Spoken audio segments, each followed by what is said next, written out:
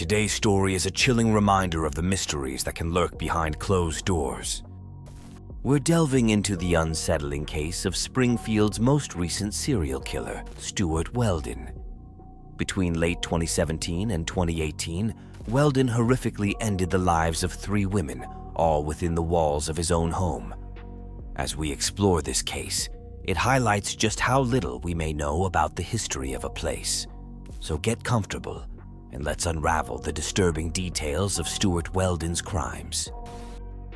In Springfield, Massachusetts, our story begins with a young couple in search of a new home. They were a homely pair, avid gamers who also loved spending time with their cats and were looking for a cozy space that wouldn't require a long commute. After over a month of house hunting, familiarizing themselves with the local market and prices, they stumbled upon a listing for 1333 Page Boulevard. This house stood out for its size, relatively modern build, and surprisingly low price compared to others in the area. The couple acknowledged its downsides, proximity to a busy road and a somewhat dated look, but they saw potential and arranged a viewing for the next day. Fast forward to 6 p.m. the next evening. It was dark outside as the couple toured the property with the real estate agent. The house turned out to be more spacious than they had expected, radiating a certain vintage charm. This, however, was accompanied by an odd smell, which they lightheartedly speculated was due to ghostly presences. The unsettling part of their visit began when they descended into the basement, segmented into 3 interconnected rooms without doors. The first room, with appliances and a boiler, was normal. The second, however, was unsettling. A concrete floor, a worn shower, and unidentifiable marks on the floors and walls. The final room was starkly empty, its walls and ceiling covered in a sticky residue. Upon closer inspection, they realized it was remnants of soundproofing foam. Curious, the man inquired if the agent knew why the basement was soundproofed, half-jokingly suggesting a musician might have lived there. That's when the agent's demeanor changed dramatically, and he hurriedly ushered them outside, realizing why the house had lingered on the market. It was then he revealed the house's dark history. The house's previous owner was far from a musician. Instead, the soundproofing was a grim measure to muffle the screams of his victims as he subjected them to unspeakable acts of violence and torture. This sinister figure was Stewart Weldon, a recent serial killer in the area.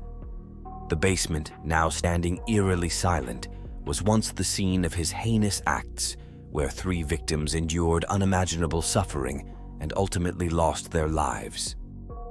To understand who Stewart Weldon was, we need to rewind about 2 years. It was May 27th, 2018, a quiet Sunday, and the Springfield police were conducting routine traffic checks aimed at improving road safety. These checks included scanning for erratic driving behavior and identifying vehicles with mechanical issues. Late that evening, while patrolling Catherine Street, officers spotted a black Nissan Altima with a broken taillight, a minor infraction, but precisely what they were on the lookout for. As the officers signaled the Nissan to pull over, the driver abruptly accelerated, initiating a high-speed pursuit through the city. The police quickly regrouped and gave chase. Before the escape attempt, one of the officers had noted the driver's appearance, a light-skinned black male with a woman in the passenger seat. The car, a black Nissan Altima, was registered to its driver, 40-year-old Stewart Weldon.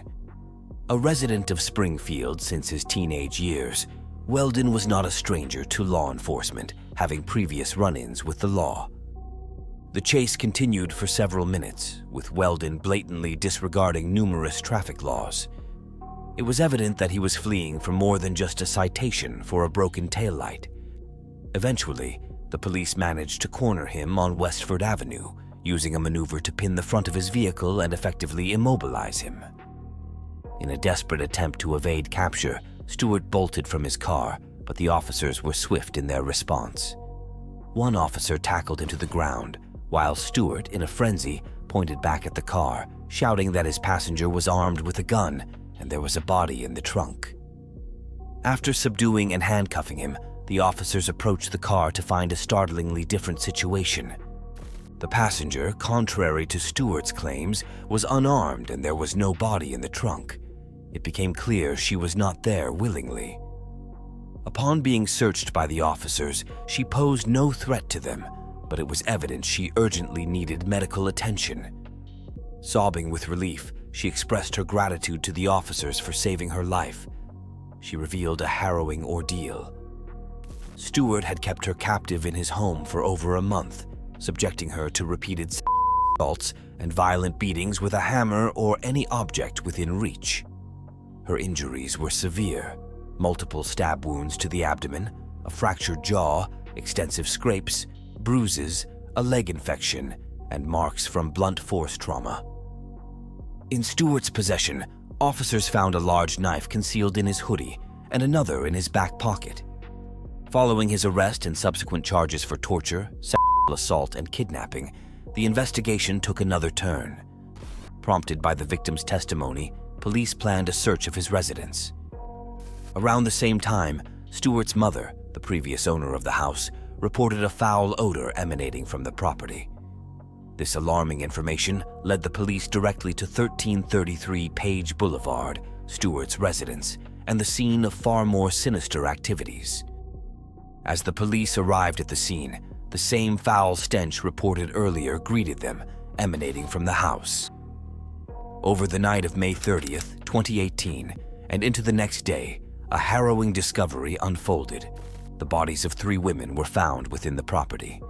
The first body was located in the garage, the second in a shed, and the third chillingly in the basement.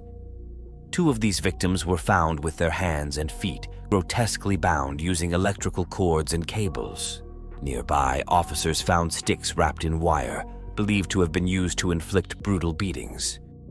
The victims were eventually identified: Kayla Escalante from Ludlow, and Ernestine Ryans and America Leiden, both from Springfield. The autopsy revealed that they had been beaten to death, not stabbed or shot. America Leiden, reported missing on December 1st, 2017, was a mother of 2 with a passion for reading, particularly urban fiction and mysteries. Mysterious texts shared with her sister before her disappearance led her sister to believe they were not genuinely from America. Ernestine Ryans, missing since March 18th, had recently moved to Springfield. Described as kind and gentle, she was both a mother and a grandmother. The youngest victim, Kayla Escalante, tragically left behind a daughter. She had never been officially reported missing. As detectives delved deeper into Stewart Weldon's past, they uncovered a chilling pattern of violence. This case wasn't about a failure to rehabilitate Stewart. Rather, it highlighted a systemic failure to protect the community from him. Investigations revealed 7 other victims who had survived his brutality, all accusing him of various offenses, including assault and Weldon's criminal record dated back to 1997, with charges including kidnapping, sexual assault, and unlawful possession of a weapon. Arrests in 2002 and 2003 for resisting arrest and disorderly conduct were followed by an assault on an officer in 2008. In 2010, his charges were more severe, including breaking and entering, assault with a dangerous weapon, assaulting an officer, and threats of murder, leading to an 18-month prison sentence. He assaulted police officers again in 2015 and 2017. In February 2018, Stewart Weldon was required by court order to wear an ankle monitor due to a previous charge. But when he removed it, the police's attempts to locate him were unsuccessful, and he effectively disappeared. His history over the past 2 decades was alarmingly punctuated with signs of his potential for violence. Despite this, law enforcement's response was insufficiently proactive, a failure that tragically cost the lives of 3 women. Following his arrest on May 27, 2018, Weldon has been slammed with 52 varied charges, including 3 counts of first-degree murder. Conviction on even one of these murder charges would mean life imprisonment without parole. Although his trial is pending and he has entered a not guilty plea, the evidence against him is overwhelming. His trial has faced multiple delays due to the COVID pandemic, leaving him behind bars awaiting his day in court. The disturbing revelations about Stewart Weldon bring to light a chilling scenario. What if he hadn't been stopped for that broken taillight? A neighbor reported that shortly before Weldon's arrest, he had been uncomfortably attentive towards her 21-year-old daughter. Only a month earlier, he had followed her home from her job at a local Dunkin' Donuts. Weldon's Aunt Connie suspects a mental break in him, though records indicate he has been on various mental health medications for years. Regardless of these factors, there's no excusing his horrific actions. The hope is that he remains incarcerated for life. This case serves as a stark reminder to delve into a property's past before moving in. Thank you for tuning into this video. If you found the case intriguing, please subscribe to True Crime Inspector for weekly insights into crimes and mysteries. What are your thoughts on Stewart Weldon's case? Do you believe there could be more victims yet to be discovered? Share your thoughts in the comments, and thanks again for watching.